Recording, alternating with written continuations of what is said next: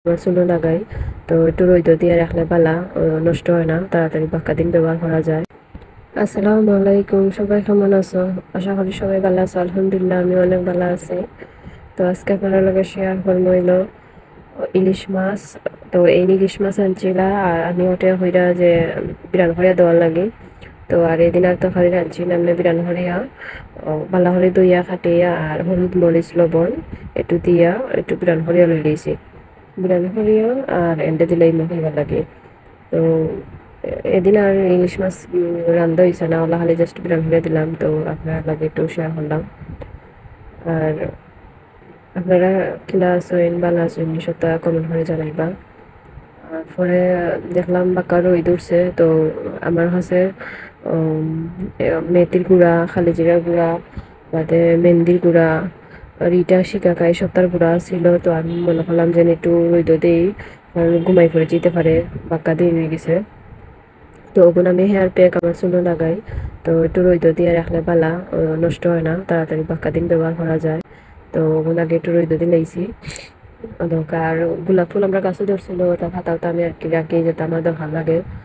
বিঙ্গরাজ বাদে এটা হইলো নিম পাতা, রিটা শিকা খাই, ওটা আর কি গুঁড়াও আছে আস্তাও আছে। তো যেটা আমাদের শুনকু দরকার লাগে শুনকু আমি ব্যবহার করি। তো মাঝে মাঝে রোদ দিয়ে রাখলে বালা। তো আর একটা জোর মধ্যে ডবর মধ্যে একটু পেঁয়াজ, রসুন, হলুদ মরিচ, লবণ, ধনিয়ার গুঁড়া দিয়া একটু বাগার দিয়ে নিলাম। বাগার দিয়া তারপর মুখি হাটিয়া রাখছিলাম, তো মুখি দিয়া আর ইলিশ মাছ দিয়ে রান্না। তো মুখি সিদ্ধ হওয়ার পরে জুল দিয়েছিলাম, জুল দিয়া তো ফাঁসা মাছ ইলিশ মাছ ছাড়ি দিছি, ফাঁসা ছাড়ি দিছি, বিরাট করছি না, ওগুলো আলাদা রাঁধছিলাম। তো এটা হইলে এর বাদের দিন রান্না করছিলাম, তো আজকের ভিডিও লগে এড করে নিয়েছি। তো ভিডিওটা এখন থেকে দেখা কমেন্ট করে জানাইবা, ভিডিওটা ভালো লাগলে লাইক কমেন্ট শেয়ার করবা। আর আপনারা আমার এজলা সাপোর্ট করবা, আপনারা এজলা মায়া করা হলে আপনারা করবা। আর মাত কথাত কোনো ভুল টুটি এলা ক্ষমার দৃষ্টিতে দেখবা, কারণ আমি ইলা সবসময় কোনো সময় ইলা যে করছি না, তাহলে মাতো একটু ভুল হইতে পারে, ভুল টুটি এলা ক্ষমা করবা। আর তারপরও এই না ইসলা নামাজ পড়িয়া তো আওয়ার পরে পানি দিলাইছি। তো হইল শেষ লাস্টের ফিনিশিং। যদি ভিডিওটা ভালো লাগে লাইক কমেন্ট শেয়ার করবা।